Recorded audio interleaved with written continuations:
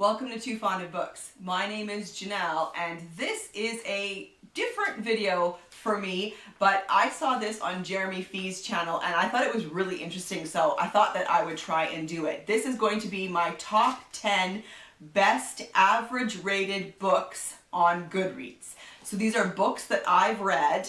I went on Goodreads and I went to my books and then I went to the average rated column and clicked on that. So the highest average ratings came up first and I chose the top 10. So what are the best average rated books according to Goodreads that I have read? And I'm gonna let you know what I rated those books. I thought this was a really fun idea.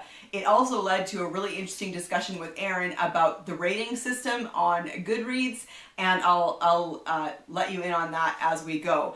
First of all, I decided to take out the Harry Potters from this top 10 list because there would have been 4 on that list, and I just think that would have been maybe a little bit boring, so Harry Potter is not on the list.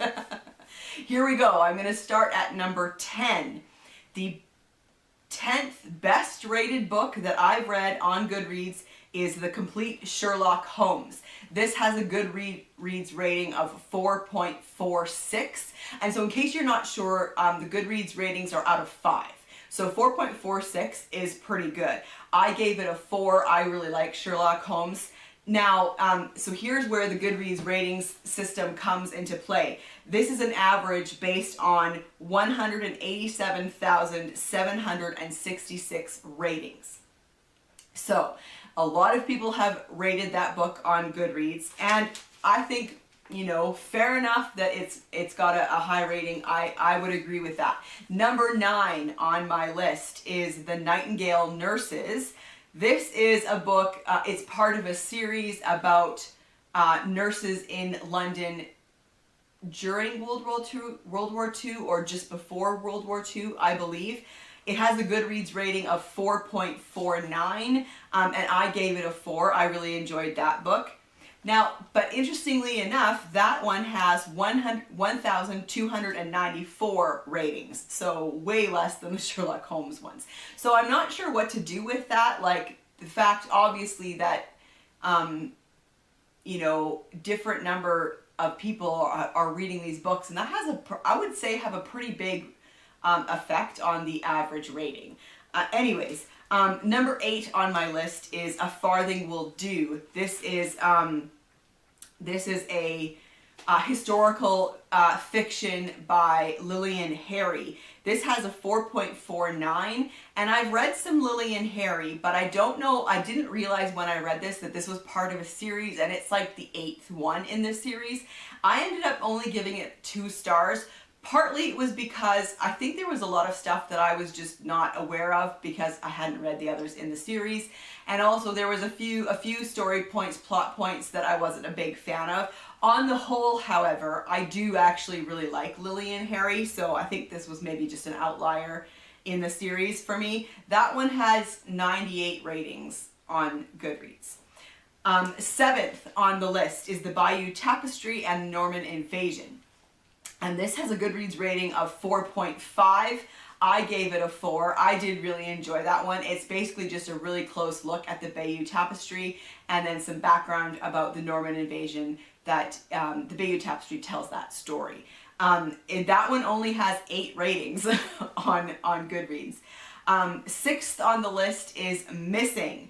This has this one is a children's ministry book about children in the church. And so this one has a 4.52 rating, and I gave it a 3. I thought it was fine. And that one has 31 ratings on Goodreads. 5th on the list is Egyptianmaniacs. This is a nonfiction book looking at how we view ancient Egypt. It was really, really interesting. That one has 4.52 average rating. I gave it a 5. I really liked that one. That one, again, only has 23 ratings. Number 4, Written in My Own Heart's Blood. That is kind of, I think, the last of the Diana Gabaldon series, the Outlander series. That one has 4.53 average rating on Goodreads. I gave it a 3. Part of it, I think by that point, I was just I'm done with that series. I think I was just a little bit like, oh. Anyway, that one has 105,654 ratings on Goodreads. Number 3 is The Man Who Died Twice by Richard Osman. This one has an average of 4.53 on Goodreads. I gave it 4.5. I love that series. And that one has 26,264 ratings, which is impressive considering it's a very new release.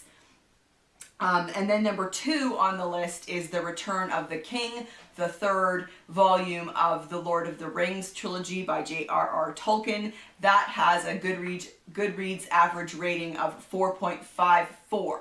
And I gave that one a 5. I love that series, and I particularly love that volume in the series.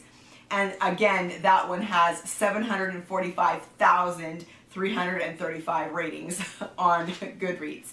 And then my number 1 best average rated book on Goodreads is one called Death by Appointment. This is a mystery that came out, I believe, in 2020. It has a Goodreads average rating of 4.63, which is really high. I gave it a 3. I thought it was fine. It was a good mystery. I didn't think it was, unbelievable, amazing. I liked it. And again, that one only has 27 ratings. So there you have it. Those are my top 10 best average rated books on Goodreads. I would love to hear from you in the comment section down below. What do you think of this list? What do you think about the Goodreads rating system?